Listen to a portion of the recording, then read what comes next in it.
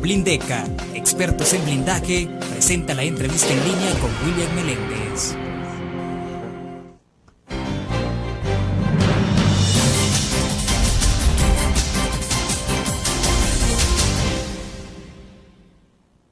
Viernes 21 de enero de 2011, bienvenidos a la entrevista en línea. Un abrazo a quienes nos acompañan a través del www.laprensagrafica.com, también a nuestros televidentes que nos ven a las 9 de la noche en CCTV Canal 25 y 95 en cable. Y un saludo a nuestros compatriotas que nos ven por Uniglow Canal 28 en Houston, Texas. Les recuerdo a ustedes que pueden participar en la entrevista enviando su mensaje a través del chat que está habilitado.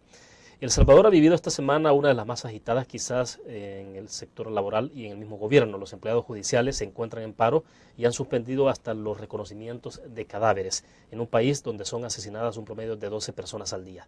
Los maestros del sector público también amenazan con dejar de impartir clases el próximo lunes y los transportistas no descartan acciones similares. Hay muchas inquietudes que se suman a las habituales en el entorno político y económico del país. Para hacer una reflexión sobre la coyuntura que está viviendo El Salvador, nos acompaña en nuestros estudios Álvaro Artiga. Él es el director de la Maestría en Ciencias Políticas de la Universidad Centroamericana UCA. Álvaro, es un gusto. William, gracias por la invitación. Es un placer estar contigo y con todos nuestros, en este caso, ¿cómo le llamamos?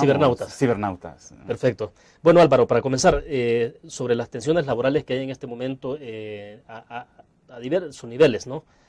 Concretamente los empleados judiciales que están en huelga, decíamos al inicio de la entrevista, no están reconociendo, no permiten que haya reconocimiento de cadáveres. Esto ha hecho una complicación bastante extrema de la situación, sobre todo porque, bueno, decíamos, un país donde hay 12 muertos diarios, o sea, no es una situación tan sencilla, pues si los parientes tienen que andar con, además del dolor de la muerte de un familiar, tienen que andar detrás del cadáver hasta 7, 8 horas y todo esto lo que implica. ¿Será que las protestas se están llevando al extremo del radicalismo en el país, Álvaro? Bueno, yo pienso que quizás estamos entrando en una nueva faceta de movilización social que está vinculada ciertamente con necesidades de los trabajadores, en este caso de empleados públicos. Ya otra cosa es qué tan justificadas son los métodos que están empleando, pero también, y esto no hay que perderlo de vista, pienso yo, que 2011 es un año preelectoral, y quiera sea o no, también vamos a tener movilización social con un tinte electoral, de desgaste del partido del gobierno. Quienes estén detrás de las movilizaciones, esas son las paradojas, digamos, de la vida, que así suele ser, ¿no? El que está en la oposición suele movilizar a grupos sociales para desestabilizar, para desprestigiar a los gobernantes de turno. Aunque en este caso, perdón Álvaro, hay una particularidad. Por ejemplo, hemos visto a Dagoberto Gutiérrez del Movimiento por la Democracia Participativa MDP participando en respaldo a los trabajadores del sector jurídico del país, judicial del país que están en paro. Es decir, no hemos visto, si fuera la oposición per se, no hemos visto a nadie de Arena, por ejemplo. Entonces, ¿cómo es que se está moviendo esto? No, es que obviamente yo creo que no vamos a ver a dirigentes partidistas visiblemente todavía, porque quiera sea o no, es un desgaste también que aparezcan en este doble juego. No quiero decir de que solamente Arena pueda movilizar y que esté detrás de estas movilizaciones, sino que la tonalidad, digamos, o la modalidad para este año, pienso yo, que va a tener este corte. Y en el caso que tú mencionas concretamente, él es parte de la oposición. Es que la oposición no solo es la oposición partidista.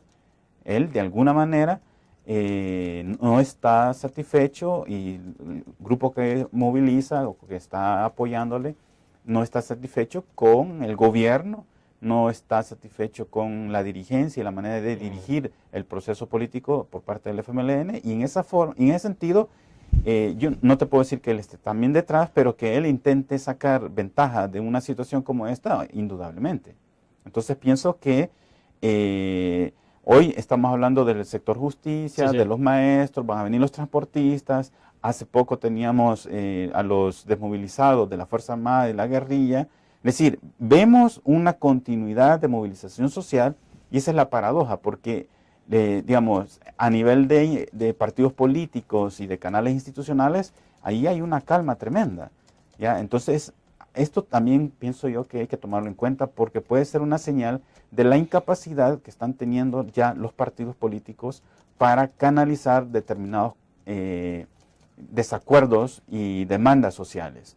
Creo que los partidos están concentrados en temáticas de la reforma y que el tipo de lista, que las candidaturas no partidarias, y están olvidando la problemática social.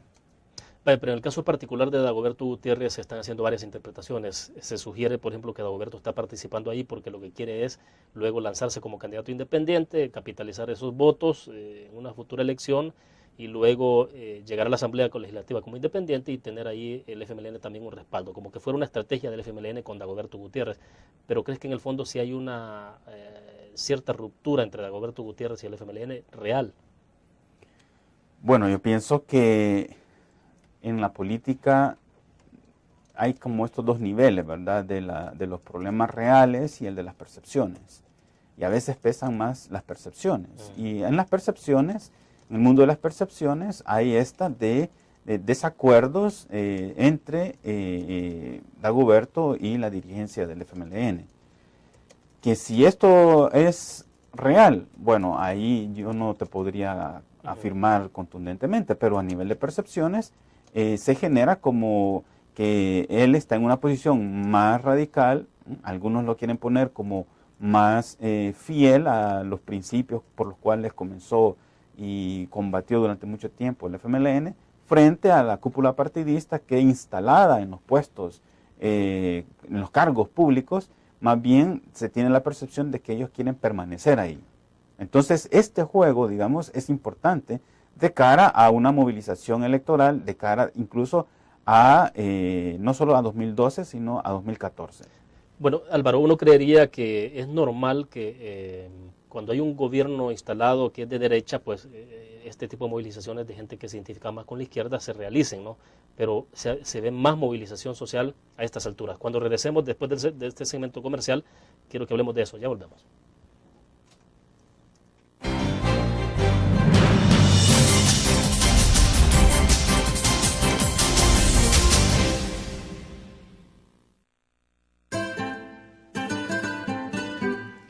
Exquisita comida, profesionalidad en el servicio y un ambiente agradable. Lo encuentra en Restaurante Mesón de Goya. Visítenos y saboree nuestra variedad de platillos. Le ofrecemos un amplio menú a la carta y atractivas promociones. Atendemos eventos sociales y empresariales. Para su comodidad, brindamos servicio de banquetes a domicilio. Restaurante Mesón de Goya. Todos los días salimos. Salimos a dar lo mejor de nosotros. Salimos a dejar el corazón en el trabajo. Cuando hay adversidad, salimos. Cuando no sale el sol, salimos. Así somos los salvadoreños. Ponemos el alma en todo lo que hacemos. Y esta vez también saldremos. Porque saliendo a trabajar es que se sale adelante.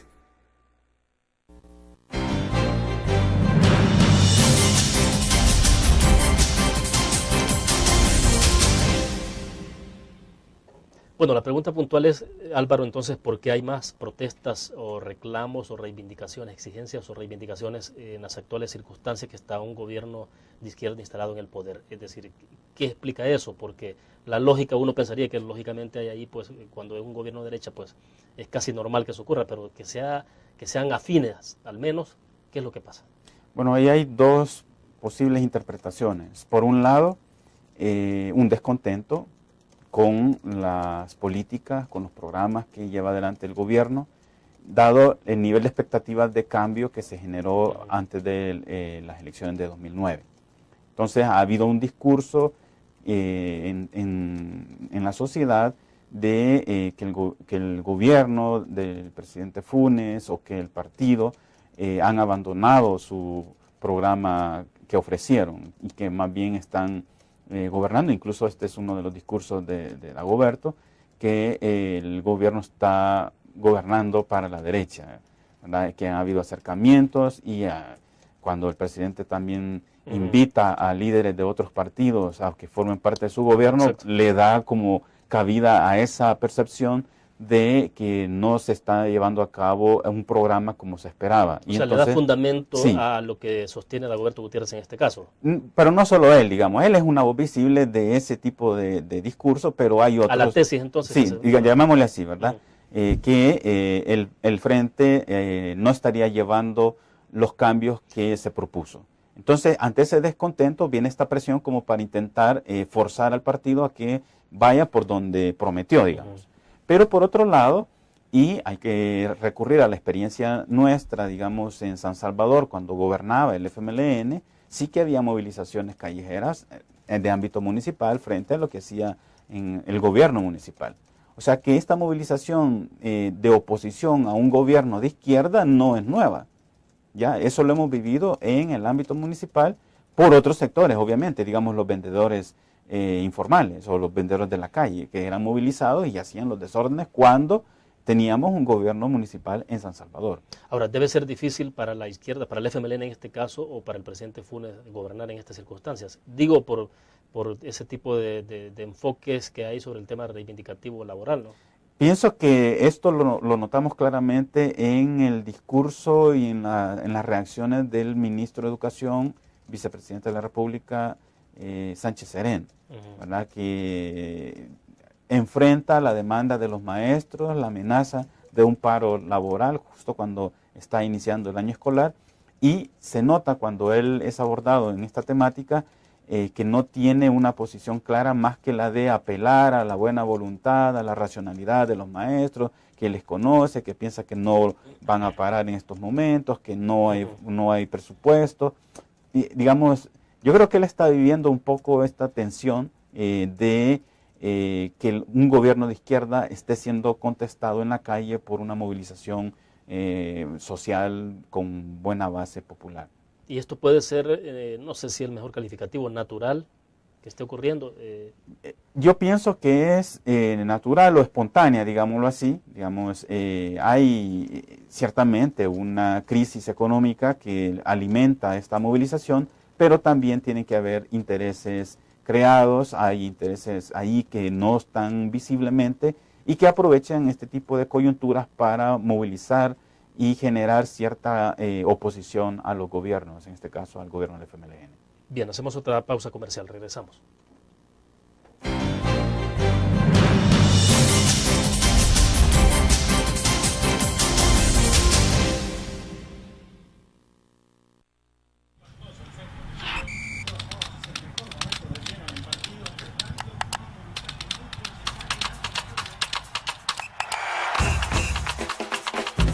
La emoción del deporte está en www.elgráfico.com. Ingresa al nuevo escenario deportivo y descubrí toda la pasión del deporte. Fotos, videos, fichas y resultados de las mejores ligas del mundo. Elgráfico.com. Conectados por deporte. Blur. La revista más innovadora y moderna de todos los tiempos. Única en su estilo, creativa. Un espacio exclusivo y reservado de entretenimiento y diversión, llevada al máximo. Blur. Time Out, Movie, lo mejor de la cartelera. Art. Shopping, la guía de la moda. Go, viajes cortos fuera de la ciudad. Blur.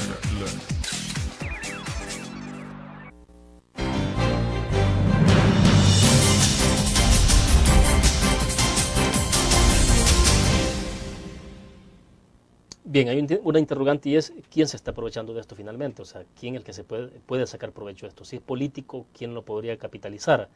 La oposición, si fuera el caso de los partidos de derecha, Arena, PCN, PDC, no sé, o sea, el FMLN, pero el FMLN está en el poder, entonces, ¿hasta dónde el FMLN puede tener interés de hacer oposición a nivel de dirigir o de manejar el acercamiento que tiene con ciertos sindicatos, Álvaro? Y la otra es si, bueno, en el pasado ya se había dicho de que, por ejemplo, la oposición que tenía el presidente Funes en la Asamblea Legislativa no era la derecha, sino que era el mismo FMLN.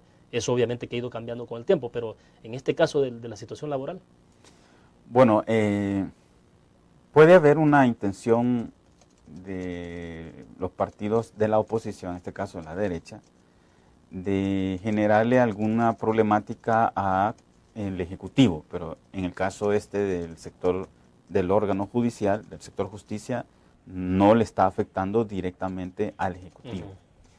Puede haber de parte del FMLN intenciones de generar algún nivel de descontento, movilizar cuando la demanda va hacia el legislativo, donde la mayoría la tiene la derecha, digamos, una manera de presionar por ese lado. Pero de nuevo, en el caso que estamos comentando, tiene que ver con el órgano judicial. Y entonces ahí que hay que ver contra quién va la acción. ¿Ah? Y obviamente la cabeza del órgano judicial son los magistrados. Exacto. Y ahí lo que podemos encontrar, no digo que así sea, pero bueno, habría un espacio para esto, quienes han estado descontentos, digamos, con el órgano judicial, con la cabeza del órgano judicial, y que podrían estar interesados en afectar a esa cabeza. Y entonces ahí sí que vamos a encontrar a todos los partidos. Porque por las sentencias e incluso, claro, esto es muy maquiavélico, porque también el Ejecutivo fue afectado por los magistrados con la sentencia relacionada con las partidas secretas, ¿verdad? Entonces uno puede pensar que aquí hay varios interesados que han coincidido, no digo en una estrategia común, pero con aquel refrán, ¿verdad?, en río revuelto, ganancia de pescadores, puede haber también algunos dirigentes sociales que no participan de la estructura de gobierno, que están descontentos con todo el funcionamiento de la estructura y quieren aprovechar también para meter presión. Yo creo que estamos, decía yo al principio, viviendo una muestra, digamos, de lo que podría ser todo el año 2011, porque, digamos, esto al final tiene que traducirse en réditos electorales. No pienso que solamente sea una cuestión reivindicativa de trabajadores, aunque haya ese componente. Pero bueno, el gran desafío, ¿quién va a capitalizar este tipo de conflictos? Tampoco es tan fácil que todo el mundo diga, no, yo lo tengo servido como partido político y me voy a aprovechar de esto. O sea, no es tan fácil. Obviamente, ahí donde digo yo que tiene que haber una contribución de gente que está descontenta con el FMLN y que ya sea que viene por la derecha política partidista o por la izquierda más radical que se opone a la conducción de la actual dirigencia del FMLN, que están llegando a un acuerdo implícito, aunque no necesariamente explícito, de que el FMLN pierda cuota parlamentaria el próximo año. Porque yo creo que es una manera de castigar por parte de quienes votaron al frente, quienes han confiado en el frente, quienes han seguido al frente, hacerle ver que no están de acuerdo.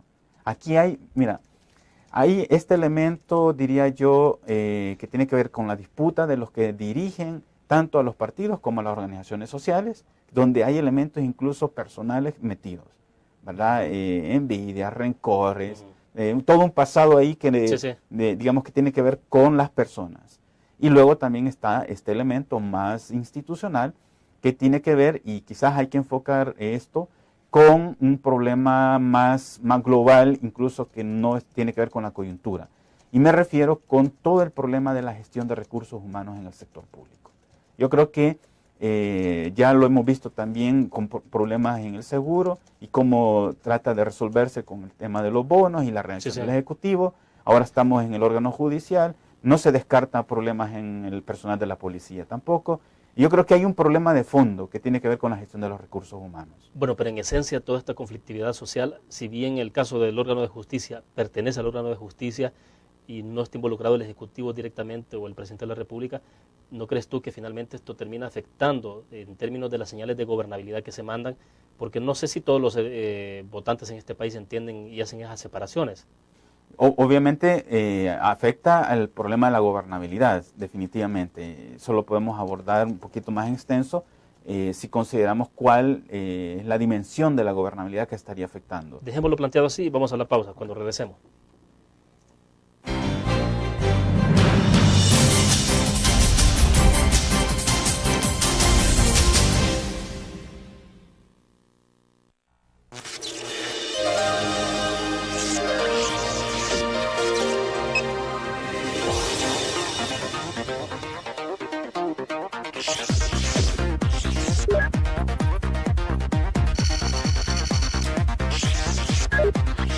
Estimulamos tus sentidos para que leas, veas, escuches e interactúes con la verdad. LPG Multimedia.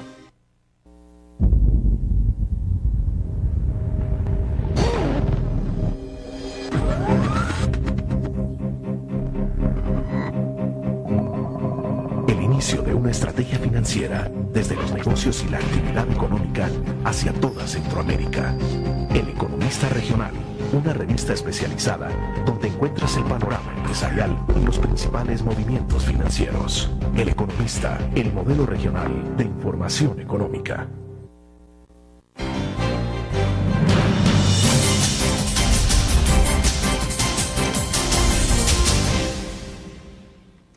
Bueno, Álvaro, entonces volvamos al tema de gobernabilidad y decía yo, no sé hasta qué punto la población en general reconoce que, bueno, hay ciertos conflictos que pertenecen al Ejecutivo, otros que son del órgano judicial como este que estamos conversando, y que tanto al final el mensaje es en términos de gobernabilidad, de capacidad gerencial de gobernar del FMLN y de Mauricio Funes. Pensemos la gobernabilidad como una capacidad que tiene todo el sistema político para tomar decisiones que afectan a la sociedad y para implementar esas decisiones. Digamos, tendríamos estos dos componentes. Que el gobierno, no solo el Ejecutivo, sino toda la estructura de gobierno pueda tomar decisiones o que tomadas esas decisiones se pongan en marcha, se ejecuten.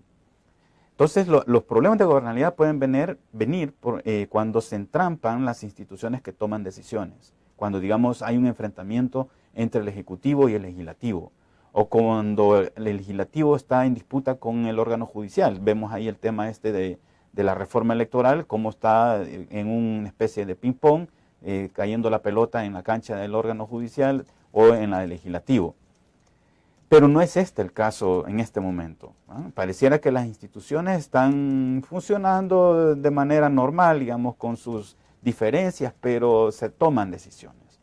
El problema está apareciendo por el lado de la implementación, de la puesta en marcha. Y ahí lo que interviene sobre todo es el aparato administrativo del gobierno, que no solo son los que tienen que ver con los ministerios, sino con todo el personal administrativo de la estructura de gobierno. Ahí está apareciendo el problema.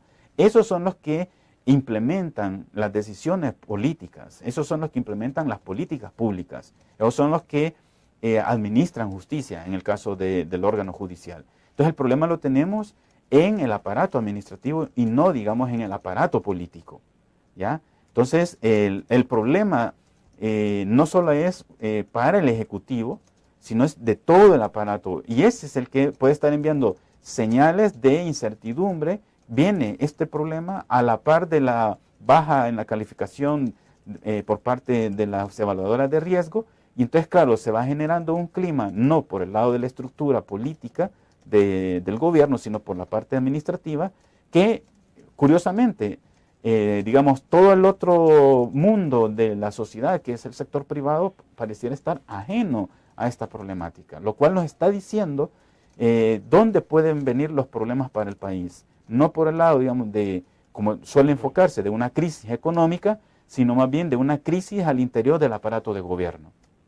Yo creo que eso no es el análisis más frecuente que lo encontramos a nivel de todos los que opinan sobre la problemática, pero creo que ahí está el punto.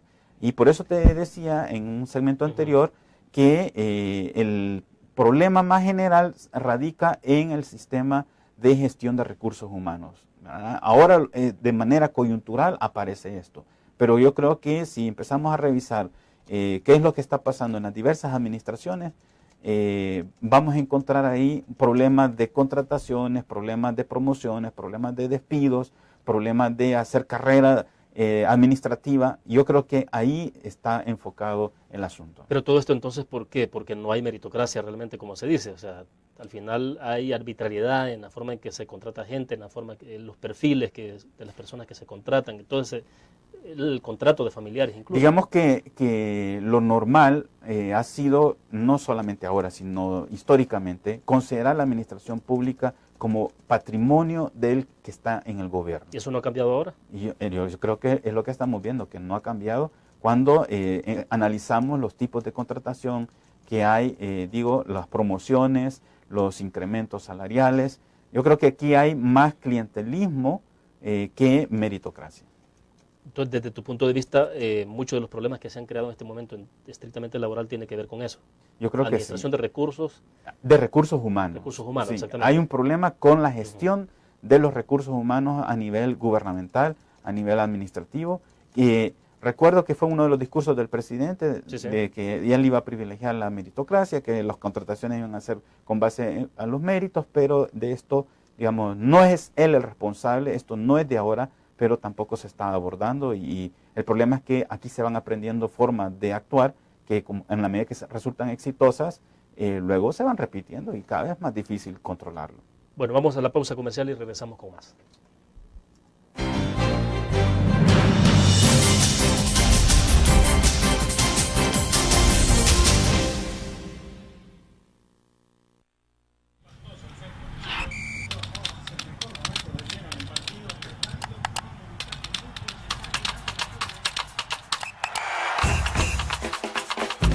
La emoción del deporte está en www.elgráfico.com. Ingresa al nuevo escenario deportivo y descubrí toda la pasión del deporte. Fotos, videos, fichas y resultados de las mejores ligas del mundo. Elgráfico.com. Conectados por deporte. Learn.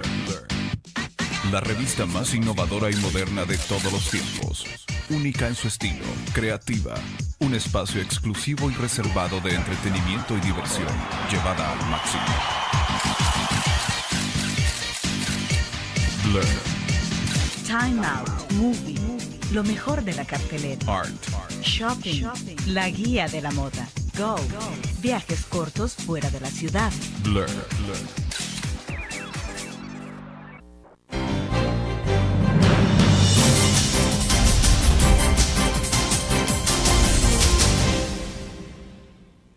Bueno, con este gobierno se ha creado o se ha reactivado la figura del Consejo Económico y Social, que es algo parecido a al instrumento que se derivó de los acuerdos de paz, Álvaro. Pero bueno, se ha reactivado ahora, ha estado funcionando, han habido reuniones, sector laboral, sector empresarial, el Ejecutivo. Pero ¿qué está pasando? O sea, claro, uno no pensaría que al final dentro del Consejo Económico y Social se aborden todas las pequeñeces que tienen que ver hasta contratos colectivos de trabajadores, pero sí en cuestiones estratégicas o medulares podría haber algo. ¿Qué está ocurriendo con el Consejo Económico y Social como instrumento que podría ayudar a bajar los niveles de conflicto? Bueno, en primer lugar, hay que tomar en cuenta que la creación de este consejo entra, digamos, dentro de lo que podemos llamar la política simbólica que suele practicar este gobierno, que practicó el gobierno anterior, que es llevar adelante una serie de gestos visibles, publicitados, que hacen creer a la opinión pública que se están resolviendo problemas, se están atendiendo demandas, se están tomando iniciativas. Se crean comisiones, ¿verdad? Este presidente ha creado comisiones, hay mesas. El presidente anterior creó comisiones, se llegó incluso a formular recomendaciones de políticas, pero luego viene el problema de, ¿y qué se hace con los acuerdos? ¿Cómo se implementan? ¿Cuáles son los presupuestos destinados a la implementación de los acuerdos? Entonces, ahí cuando ya llegamos al análisis de esa parte, nos topamos con el vacío. ¿Cuál es la conclusión entonces? Que se trata de instancias que no son las que van a resolver ni van a tratar estos problemas, sino que son un poco más, digamos, para imagen, ¿verdad? De que el gobierno está haciendo consultas, ¿verdad? Recordemos incluso cómo se construyó el programa, la plataforma de gobierno y legislativa del FMLN, también mediante un proceso de consultas. Pero ¿cuánto de esa plataforma y ese programa se implementa? Y nos topamos con el mismo problema, ¿verdad? Una cosa es generar esta sensación y esta percepción de inclusión, y otra cosa es que se vayan abordando con los, digamos, directamente afectados los problemas diversos que hay en la sociedad. Pero entonces todo esto tiene mucho que ver con la forma de gerenciar la cosa pública, es decir, de gerenciar como se ha hecho siempre. Creo que cuando los gobiernos tienen problemas presupuestarios, cuando los gobiernos no tienen recurso monetario disponible para poder cumplir promesas de campaña o para poder intentar abordar de manera eficaz los problemas sociales, necesitan una estrategia que les mantenga con un cierto grado de popularidad, con un cierto grado de apoyo social. Y entonces recurren a este tipo de estrategia. Esto no es exclusivo de este presidente, ni del presidente anterior, ni solo ocurre en el país. Este es, digamos, una especie de técnica de marketing político. Bueno, pero eso a largo plazo o a mediano o largo plazo se convierte en un boomerang. O sea, claro, pero a los que están en el gobierno de turno no les importa el largo plazo. Les importa poder salir durante los 5 años que están, en el caso de El Salvador, en otros casos 4 años, salir bien, ¿verdad?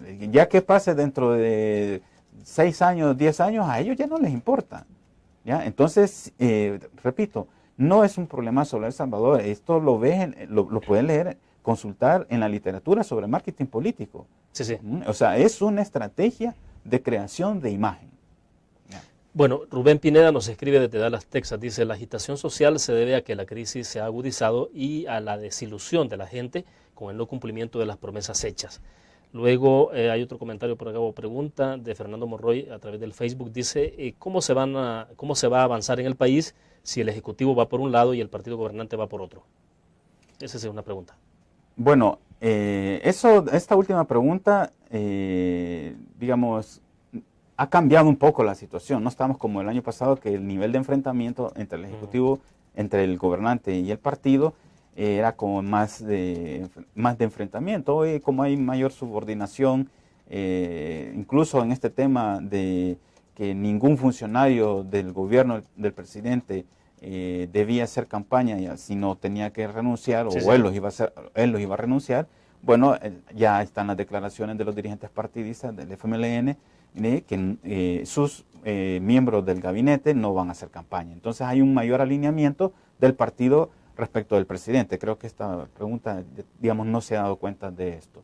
La otra es el elemento real, ¿verdad? Hay un descontento, definitivamente, hay necesidades insatisfechas, pero que no necesariamente lo que está ocurriendo, esta movilización, responde únicamente a ese nivel de insatisfacción o de demandas insatisfechas, sino también ahí hay un cálculo político de unos dirigentes que no son los visiblemente o los que se ven, sino que, digamos, están actuando un poco más atrás, dirigiendo, ¿verdad?, a la sombra, un poco más como suelen hacerlo todos los partidos, ¿verdad? No, digamos, no suelen aparecer ellos como los que desestabilizan. Bien, haremos otra pausa y regresamos.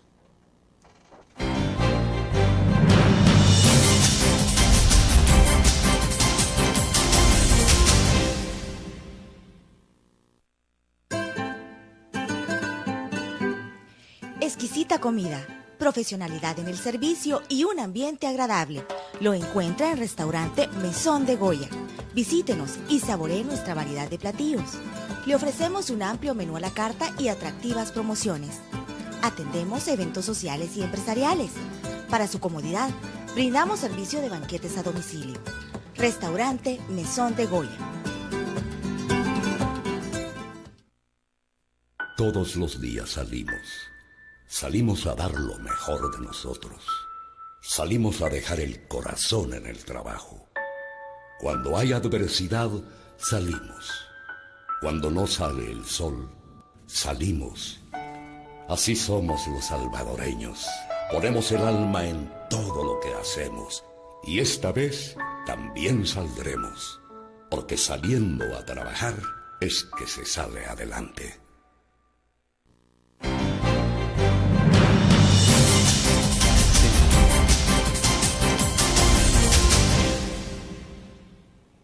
Bueno, entonces, como para ir aterrizando ya sobre todo lo que hemos hablado en segmentos pasados, Álvaro, se puede advertir entonces que esta tónica de efervescencia social, de inestabilidad en términos laborales en el sector público, se mantenga hasta finales del año porque estamos en un periodo preelectoral.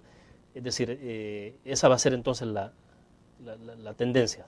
Yo pienso que sí, incluso porque hay un elemento, digamos, hay dos factores reales que serían, por un lado, la evolución de la crisis económica mundial. Vemos en Europa que sigue avanzando, ahora se está hablando de recesión en Europa y eso va a terminar de alguna manera afectándonos a nosotros. O sea, hay un elemento real de empeoramiento de las condiciones de vida de los trabajadores, incluso podría decir de algunos empresarios. Algunos se salvan, vamos a decir. Bueno, pero de hecho hay incremento en el precio del combustible. En este momento en el oriente del país el precio de la gasolina ya está sobrepasando los $4 el galón. Y según se anuncia que va a encarecerse la energía eléctrica, exacto, que va a hay crisis de alimentos que se anticipa para este año también. Entonces, no, digamos, hay elementos reales, concretos, que, digamos, es normal que hagan que la gente exprese esa insatisfacción, que se organice, que se movilice. Digamos, hay este impulso que viene de la evolución de la economía. Pero por otra parte, nosotros tenemos un calendario electoral y nos toca este año como año preelectoral, y el 2012, nada más se instale la nueva asamblea y los nuevos gobiernos municipales, vamos a empezar a caminar hacia las elecciones de 2014. Entonces hay una coyuntura electoral que se nos viene encima que activa también la movilización social. Y ahí, dependiendo de quién está en gobierno municipal, quién está en gobierno nacional, son, digamos, las oposiciones que se expresan desde la calle. Entonces, digamos, hay estos dos elementos, claro, económico y político electoral, que, digamos, sirven como caldo de cultivo para la movilización social. Solo hace falta el ingrediente que es unos dirigentes que movilicen, porque la gente puede estar fregada económicamente, puede no importarle lo que pasa en política y no se mueve, no es tan espontáneo el movimiento social.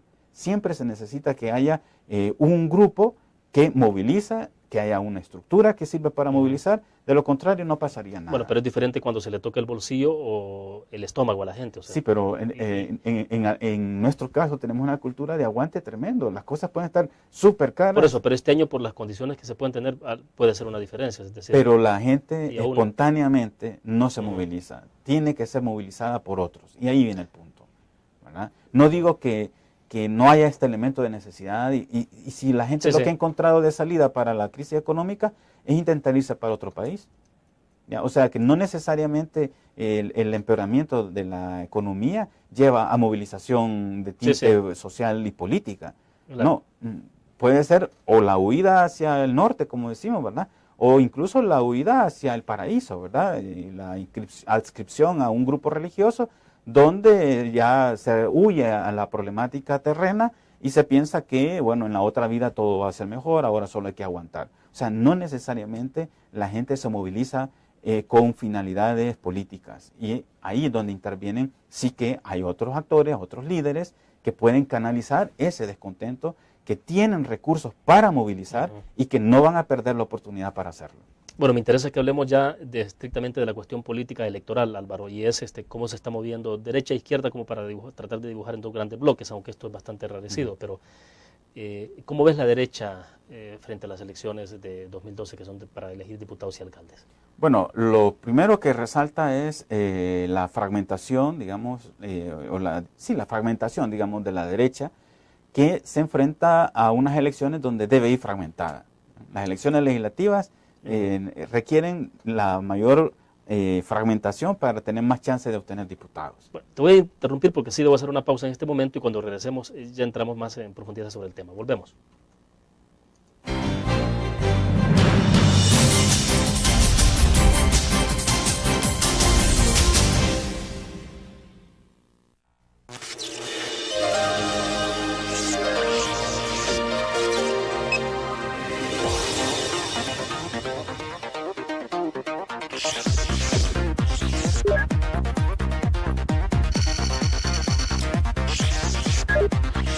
Estimulamos tus sentidos para que leas, veas, escuches e interactúes con la verdad.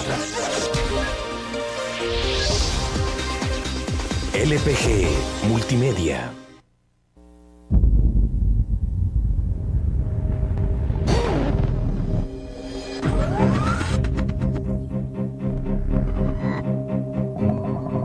El inicio de una estrategia financiera financiera, desde los negocios y la actividad económica hacia toda Centroamérica. El Economista Regional, una revista especializada donde encuentras el panorama empresarial y los principales movimientos financieros. El Economista, el modelo regional de información económica.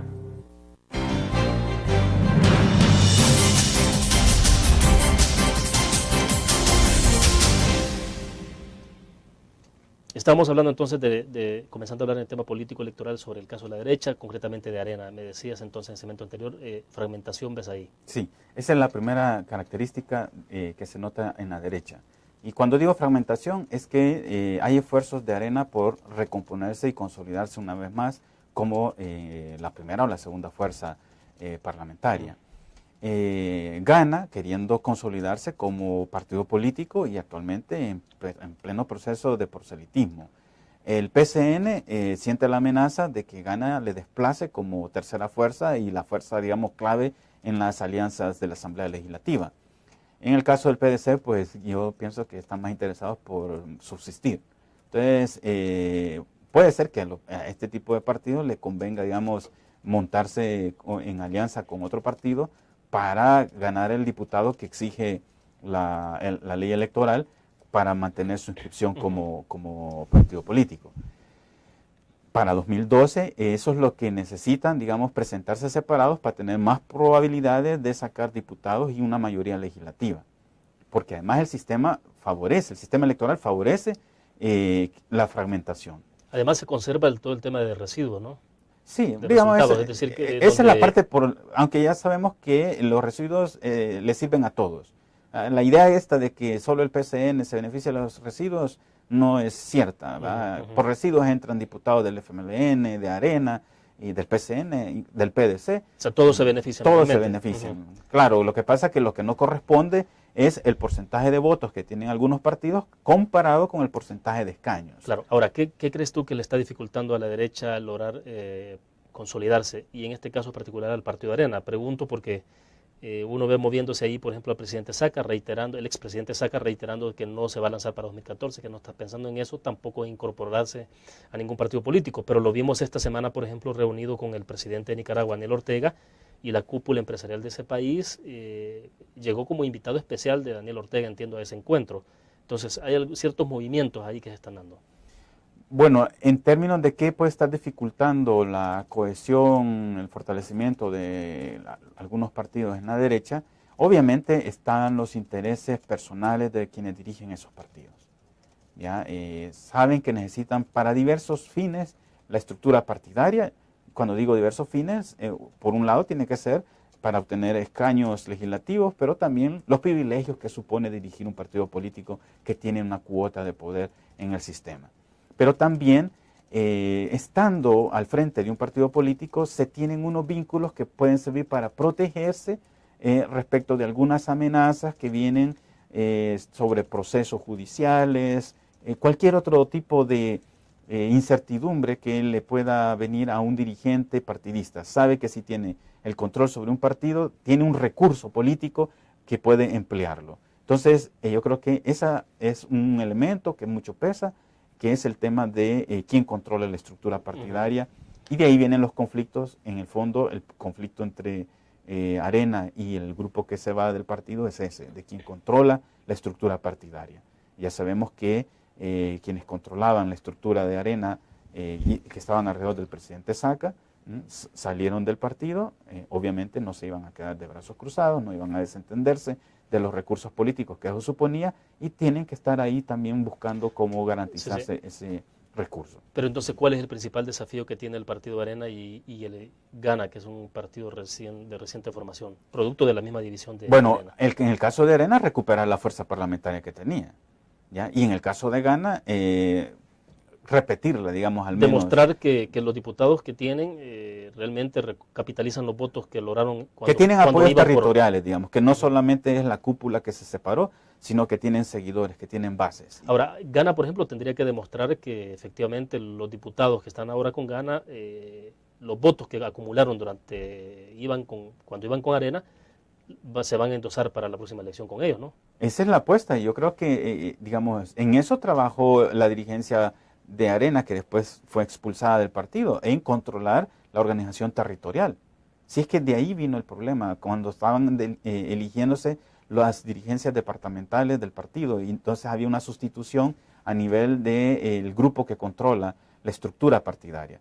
Entonces, el problema es que compite, digamos, contra la tradición que supone más de 20 años de existencia del Partido Arena, casi podríamos decir en realidad 30 años de existencia. O sea, hay una marca, hay un patrimonio, digamos, ahí histórico del partido que no se va con los que se van del partido.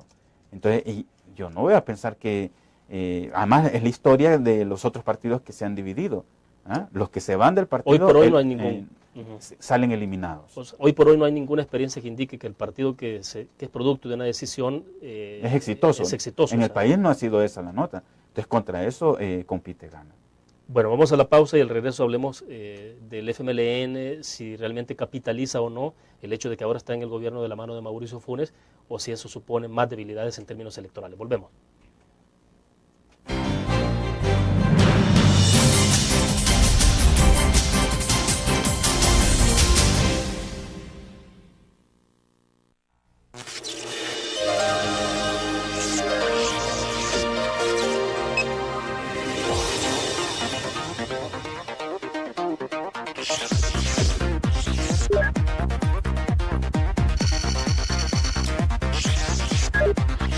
Estimulamos tus sentidos para que leas, veas, escuches e interactúes con la verdad.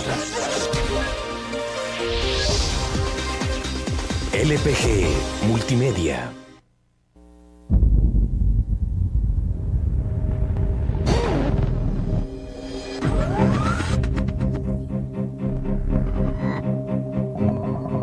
El inicio de una estrategia financiera desde los negocios y la actividad económica hacia toda Centroamérica.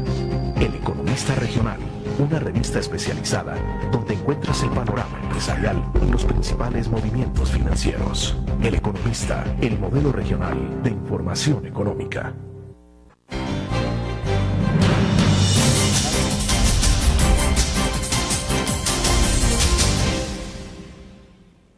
Bueno, nos escribe Daniel Sifontes, dice, y todo este desorden será herencia, pues hasta hoy yo no he visto respeto a la ley por parte de los funcionarios. Lo que se ve es un estira y encoge de lo que conviene a unos, pero que afecta a otros. Saludos. Un comentario que tiene que ver con lo que hemos venido hablando en los segmentos anteriores del tema de efervescencia laboral, Álvaro. Bueno, esto es lo que recoge también el cantante, músico, compositor guatemalteco Ricardo Arjona en aquella canción Si el norte fuera el sur.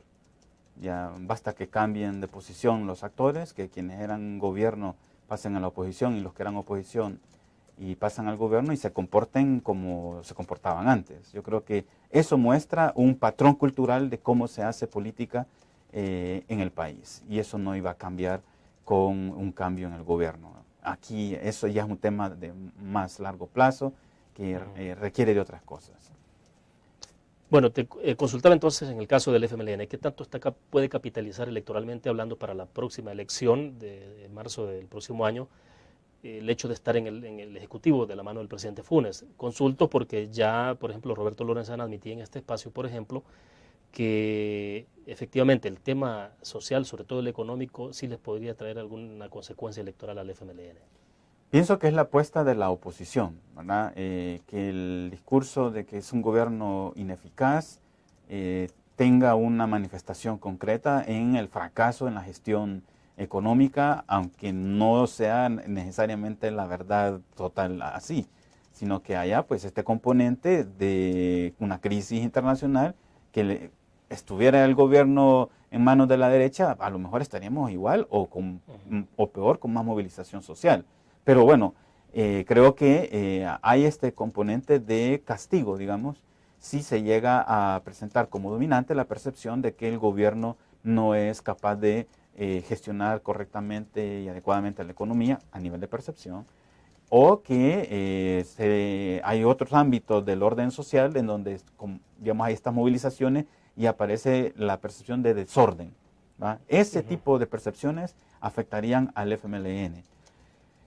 un éxito, yo creo que es la apuesta del partido y por eso, digamos, tienen que alinearse al presidente, porque un éxito probablemente, un éxito en la gestión, probablemente, no necesariamente la conexión es directa, probablemente beneficia al partido. Digo que no necesariamente la conexión éxito del gobernante, éxito del partido es directa, porque tenemos el caso de Chile, donde la presidenta Bachelet salió muy bien evaluada al final de su gestión, sin embargo la concertación perdió las elecciones. Sin embargo, un fracaso del presidente directamente, dado que son los que están en el gobierno, digamos, sí que puede pasarle factura al partido. Ahora, pero entonces por eso se entendería con más razón que vemos a un FMLN cambiando su estrategia o su planteamiento frente al presidente y plegándose más a las posiciones del presidente Funes. Pienso que sí, que al final de cuentas han entendido que no pueden presentarse como bloqueando al presidente en la medida que el presidente, digamos, encarna las expectativas de cambio. Mientras haya la percepción de que con el presidente Funes y su gobierno pueden cambiar las cosas, el partido no puede aparecer opuesto a esa imagen.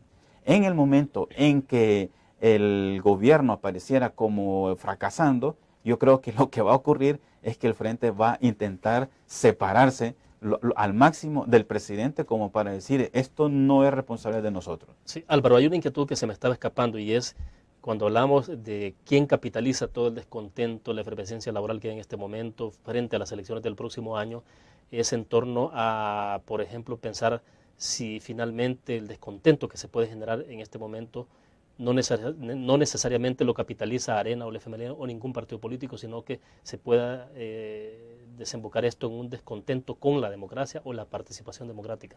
Este es un fenómeno interesante porque ahí estamos viendo que hay organizaciones, tanto locales como de salvadoreños en el exterior, que quieren aprovechar que ya tienen alguna especie de red social para presentar candidatos a la Asamblea Legislativa. Entonces, esa puede ser una alternativa, no necesariamente un descontento con la democracia, sino descontento con la clase política actual. Y que como hay estas otras organizaciones que quieren penetrar y que encuentran el bloqueo partidista, juegan con esto a su favor, ¿verdad? Con una clase política en pacto oligárquico, digamos, pero con un canal que les puede posibilitar el acceso. Los que saldrían afectados directamente son los dirigentes partidistas. Pero obviamente la otra amenaza, digamos, es que sí se convierta esto en un descontento con todo el orden político, digamos, y entonces la tentación autoritaria aparezca en escena. Bien, hacemos la última pausa comercial.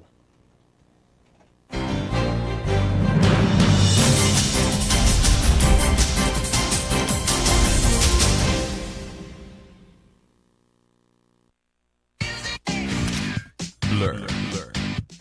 La revista más innovadora y moderna de todos los tiempos. Única en su estilo, creativa. Un espacio exclusivo y reservado de entretenimiento y diversión, llevada al máximo. Blur. Time Out, Movie, lo mejor de la cartelera. Art. Shopping, la guía de la moda. Go, viajes cortos fuera de la ciudad. Blur.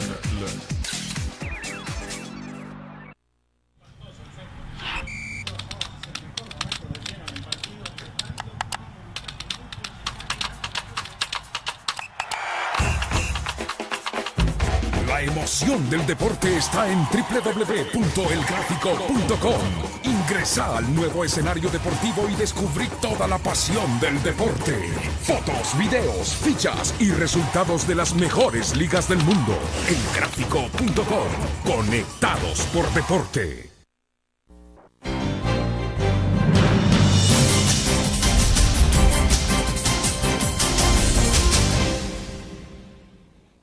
Bien, estamos al cierre y nos quedan algunos minutos, Álvaro, entonces para tratar de concluir, digamos, sobre cómo se está planteando este año, porque bueno, estamos prácticamente, quedan casi 11 meses, digamos, para que cierre este año, pero va a ser un año bastante agitado. Entonces, ¿cómo se dibuja en la conclusión? Bueno, yo pienso que de aquí hasta mitad de año, ¿verdad? Que el gobierno tenga ya sus 2 años, digamos, el Ejecutivo funcionando durante 2 años, y no tengamos resultados que puedan decirse, bueno, realmente hay un cambio en determinada dirección y un cambio positivo, porque es que también pueden haber cambios negativos. Claro. En esa medida que no haya la señal de que algo está cambiando de verdad, entonces el descontento va a abrirse cancha y en plena coyuntura preelectoral, yo creo que es el caldo, digamos, para que esto que hemos visto en el primer mes de movilización social lo tengamos presente con más fuerza en el segundo semestre del año, donde también, recordemos, viene a partir de septiembre todo el proceso presupuestario de formulación del presupuesto del siguiente año y bueno, donde la demanda económica, de nuevo, de incrementos salariales, de ajustes, aparece, digamos, como un fenómeno normal. Entonces yo pienso que si no ocurren señales reales de aquí a la mitad de año, vamos a tener un año muy complicado desde el punto de vista político. No se diga si a eso le agregamos una complicación de la economía. Bueno, y entonces para 2012 que el Partido Arena tendrá que demostrar que tiene capacidad de recomponerse y volverse a posicionar en la primera fuerza como oposición, gana demostrar que puede entonces ser una alternativa. ¿Y el FMLN cómo se ve entonces? Bueno, el FMLN, aunque su aspiración sería tener más diputados, pues mantener la cuota que tiene. ¿Verdad? Digamos, de cara, ahí en el caso del FMLN es de cara a 2014. Digamos, aquí el FMLN está en una situación más o menos como la que tuvo Brasil antes de Lula. ¿Verdad? ¿Puede ser la posición más cómoda o no necesariamente? No, lo que pasa es que digamos, el gobierno del presidente Funes viene a ser como el gobierno de Fernando Henrique Cardoso, digamos, en esta lectura a la brasileña. Entonces, lo que viene después, esa sería una lectura, ¿verdad? Es el gobierno del PT en el Brasil y el FMLN estaría calculando, viene su gobierno, con alguien de pura sangre del partido. Pero, claro, en ese cálculo, entonces el FMLN lo que va a estar intentando es cuidarse, digamos, de no mostrarse antisistema, de buscar la cara más aceptable para no solo los salvadoreños, sino para organismos internacionales, para embajadas, digamos, está en la búsqueda de su candidato. ¿Una moderación a conveniencia en el FMLN o por pragmatismo? Yo diría que es una moderación que le exige la realidad, que puede comenzar como una moderación táctica, ¿verdad? Pero igual que con los acuerdos de paz, lo que comienza siendo táctico al final termina siendo una necesidad y ya no hay marcha atrás.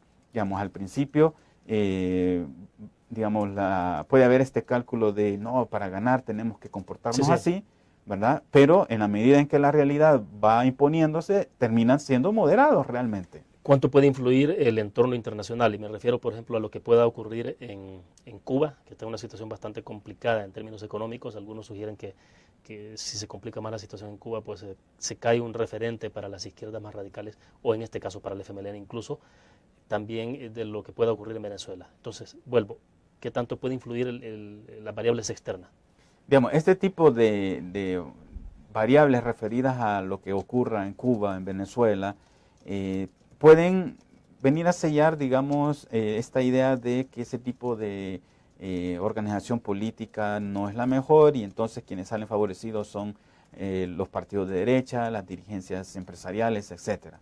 Pero de ahí a que esto implique la derrota y el fracaso del FMLN, digamos, no es tan mecánico. Yo creo que el éxito o el fracaso del FMLN depende más de variables internas, en la medida en que haya la percepción de que, uno, o están haciendo funcionar bien la economía, o dos, están evitando una mayor crisis, ¿verdad? Pero eso ya tiene que ver, y quizás volvemos a uno de los temas que en uno de los segmentos anteriores mencionamos, que tiene que ver con una cuestión de comunicación política, de estrategia de comunicación política del partido, de marketing político del partido.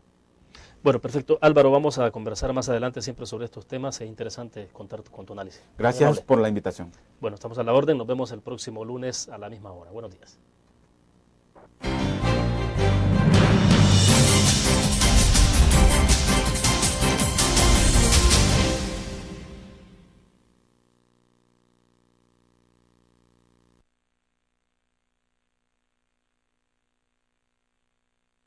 ¿cómo le llamamos? Cibernautas. Cibernautas. Perfecto. Bueno, Álvaro, para comenzar, sobre las tensiones laborales que hay en este momento a diversos niveles, ¿no?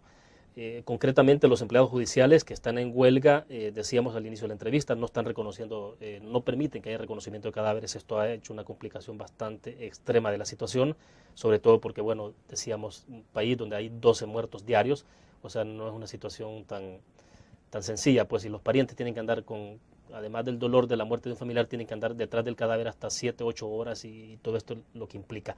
¿Será que las protestas se están llevando al extremo del radicalismo en el país, Álvaro?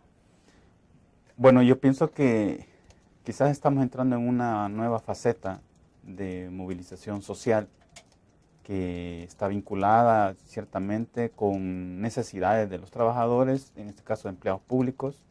Ya otra cosa es qué tan justificadas son los métodos que están empleando, pero también, y esto no hay que perderlo de vista, pienso yo, que 2011 es un año preelectoral y quiérase o no también vamos a tener movilización social con un tinte electoral, de desgaste del partido de gobierno. Quienes estén detrás de las movilizaciones, esas son las paradojas, digamos, de la vida, que así suele ser, ¿no? El que está en la oposición suele movilizar a grupos sociales para desestabilizar, para desprestigiar a los gobernantes de turno. Aunque en este caso, perdón Álvaro, hay una particularidad. Por ejemplo, hemos visto a Dagoberto Gutiérrez del Movimiento por la Democracia Participativa MDP participando en respaldo a los trabajadores del sector jurídico del país, judicial del país que están en paro. Es decir, no hemos visto, si fuera la oposición per se, no hemos visto a nadie de Arena, por ejemplo. Entonces, ¿cómo que se está moviendo esto? No, es que obviamente yo creo que no vamos a ver a dirigentes partidistas visiblemente todavía porque, quiera sea o no, es un desgaste también que aparezcan en este doble juego.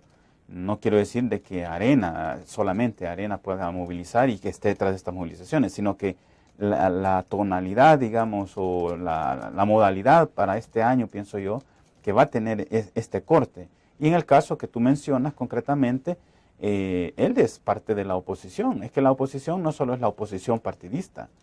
Él, de alguna manera, no está satisfecho y el grupo que moviliza o que está apoyándole no está satisfecho con el gobierno, no está satisfecho con la dirigencia y la manera de dirigir el proceso político por parte del FMLN, y en ese sentido yo no te puedo decir que él esté también detrás, pero que él intente sacar ventaja de una situación como esta, indudablemente.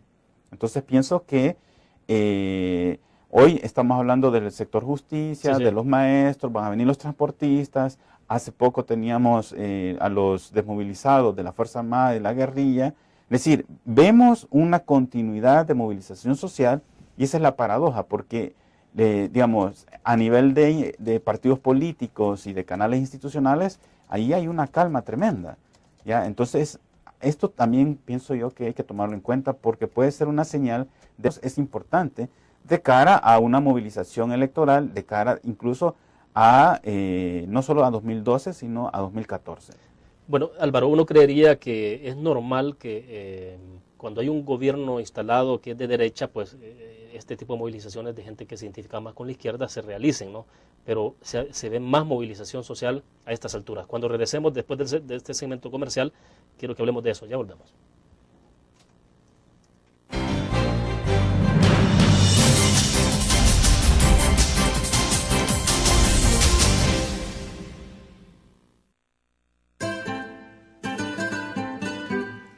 Exquisita comida, profesionalidad en el servicio y un ambiente agradable. Lo encuentra en Restaurante Mesón de Goya. Visítenos y saboree nuestra variedad de platillos. Le ofrecemos un amplio menú a la carta y atractivas promociones. Atendemos eventos sociales y empresariales. Para su comodidad, brindamos servicio de banquetes a domicilio. Restaurante Mesón de Goya. Todos los días salimos. Salimos a dar lo mejor de nosotros. Salimos a dejar el corazón en el trabajo. Cuando hay adversidad, salimos. Cuando no sale el sol, salimos. Así somos los salvadoreños. Ponemos el alma en todo lo que hacemos. Y esta vez también saldremos. Porque saliendo a trabajar es que se sale adelante.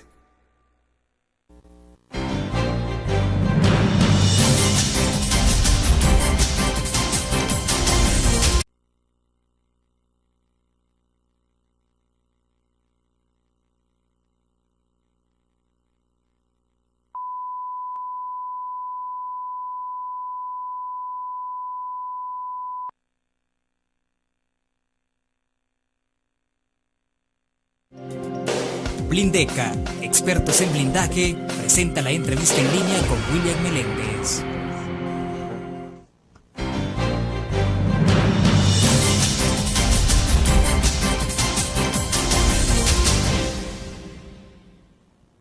Viernes 21 de enero de 2011, bienvenidos a la entrevista en línea. Un abrazo a quienes nos acompañan a través del www.laprensagráfica.com, también a nuestros televidentes que nos ven a las 9 de la noche en CCTV Canal 25 y 95 en cable. Y un saludo a nuestros compatriotas que nos ven por Uniglow Canal 28 en Houston, Texas. Les recuerdo a ustedes que pueden participar en la entrevista enviando su mensaje a través del chat que está habilitado. El Salvador ha vivido esta semana una de las más agitadas quizás en el sector laboral y en el mismo gobierno. Los empleados judiciales se encuentran en paro y han suspendido hasta los reconocimientos de cadáveres en un país donde son asesinadas un promedio de 12 personas al día. Los maestros del sector público también amenazan con dejar de impartir clases el próximo lunes y los transportistas no descartan acciones similares. Hay muchas inquietudes que se suman a las habituales en el entorno político y económico del país. Para hacer una reflexión sobre la coyuntura que está viviendo El Salvador, nos acompaña en nuestros estudios Álvaro Artiga. Él es el director de la Maestría en Ciencias Políticas de la Universidad Centroamericana, UCA. Álvaro, es un gusto. William, gracias por la invitación. Es un placer estar contigo y con todos nuestros, en este caso, la incapacidad que están teniendo ya los partidos políticos para canalizar determinados desacuerdos y demandas sociales. Creo que los partidos están concentrados en temáticas de la reforma y que el tipo de lista, que las candidaturas no partidarias, y están olvidando la problemática social. Vale, pero en el caso particular de Dagoberto Gutiérrez se están haciendo varias interpretaciones. Se sugiere, por ejemplo, que Dagoberto está participando ahí porque lo que quiere es luego lanzarse como candidato independiente, capitalizar esos votos en una futura elección y luego llegar a la Asamblea Legislativa como independiente y tener ahí el FMLN también un respaldo, como que fuera una estrategia del FMLN con Dagoberto Gutiérrez. Pero ¿crees que en el fondo sí hay una cierta ruptura entre Dagoberto Gutiérrez y el FMLN real? Bueno, yo pienso que en la política hay como estos dos niveles, ¿verdad? De los problemas reales y el de las percepciones. Y a veces pesan más las percepciones. Y en las percepciones, en el mundo de las percepciones, hay de desacuerdos entre Dagoberto y la dirigencia del FMLN. Que si esto es real, bueno, ahí yo no te podría afirmar contundentemente, pero a nivel de percepciones se genera como que él está en una posición más radical, algunos lo quieren poner como más fiel a los principios por los cuales comenzó y combatió durante mucho tiempo el FMLN, frente a la cúpula partidista que instalada en los puestos, en los cargos públicos, más bien se tiene la percepción de que ellos quieren permanecer ahí. Entonces, este juego, digamos,